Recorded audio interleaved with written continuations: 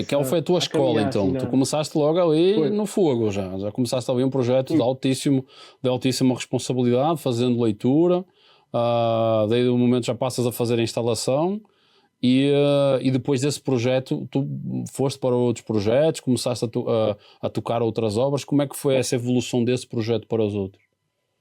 Sim, assim, e aí quando, assim, eu comecei a me interessar muito, né, sobre tudo, assim, relacionado à instrumentação. Uhum.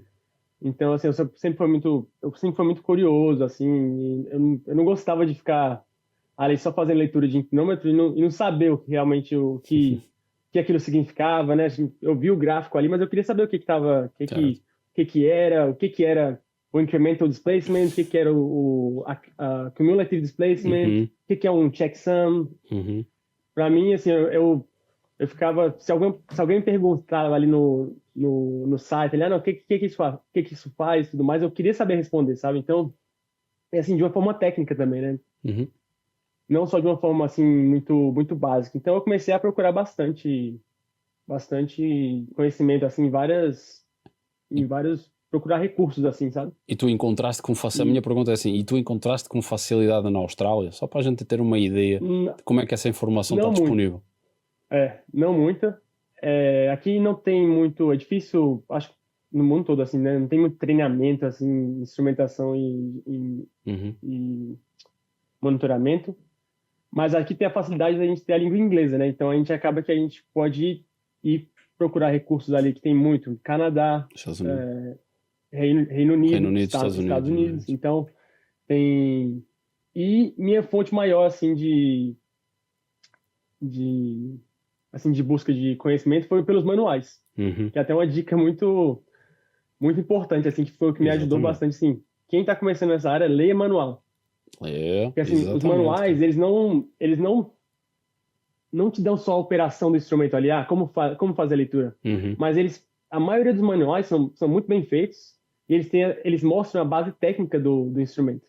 Uhum. Então ali, quando eu pego um Exatamente. manual de um inclinômetro, ele me fala tudo ali, como é que os sensores funcionam, como o cálculo é feito, Uhum. sabe? Eu não sabia que o inclinômetro, na verdade, ele estava medindo ângulos, sabe? Eu pensava, pô, tá medindo distâncias, mas como ele mede essa distância? Como é? Exatamente. Então ali é um Isso mesmo. triângulo, ali pega o ângulo, você tem o tamanho da haste da probe, né? Exatamente. Então você consegue saber os deslocamentos horizontais ali e tudo mais. Uhum.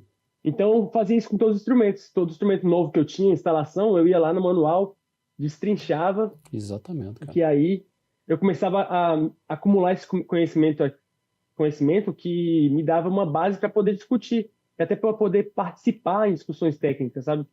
Pô, às vezes tá dando problema e alguém fala, não, a gente tem que conversar com o cliente. Então, eu sempre quis participar de tudo aquilo, sabe? Então, Uhum. eu, eu nunca me contentei assim com só ter aquele basicão ali e ficar repetindo as coisas no Olha, campo, ok. né? Não, isso aí, Então, pessoal, assim, para quem nos está a ouvir, desculpa de interromper, Mateus, para quem está a ouvir, isto é o passo a passo de quem está iniciando, de quem se iniciou na carreira de instrumentação e está à procura de crescer dentro dessa carreira. Tipo, começou a fazer a leitura, começou a fazer a instalação, começou a ter mais curiosidade, começou a ter aquela ambição assim, pô, eu quero saber mais, eu quero participar da reunião técnica. Cara, o que o Mateus está a falar, eu passei por esse processo também. Portanto, foi também, eu cheguei aqui, caí de paraquedas no Brasil, tinha um monte de leitura, tinha um espaço na divisão de instrumentação na empresa à época, e eu não fazia nem ideia o que era um inclinómetro, era um piezómetro, e foi assim, cara. Foi olhar as leituras, ir a campo também, acompanhar instalações, é esse processo aqui. Isso que o Mateus está falando aqui, seja no Brasil, seja na Austrália, seja na Lua, Marte, o que for, cara, é esse processo que vocês têm que seguir, não dá para saltar etapas.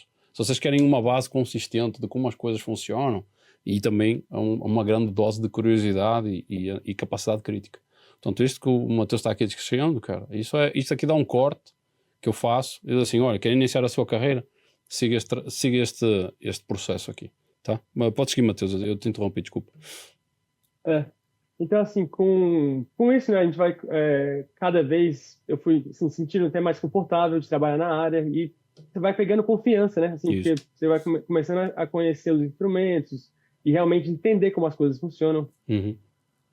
Então, aos poucos, eu fui ganhando mais responsabilidade, né? Fui fazendo bastante instalação e comecei, assim, primeiro ajudando nas instalações, depois fazendo realmente as instalações, depois comecei a supervisionar as instalações, né? Então, e aí aos poucos eles foram vendo, e também a empresa foi vendo, pô, eu tinha o background de engenharia e tudo mais, então acabou que uma pessoa saiu da empresa e eles estavam com uma vaga interna, assim, para engenheiro, o que eles chamam aqui de Project Engineer, Project Engineer, yep.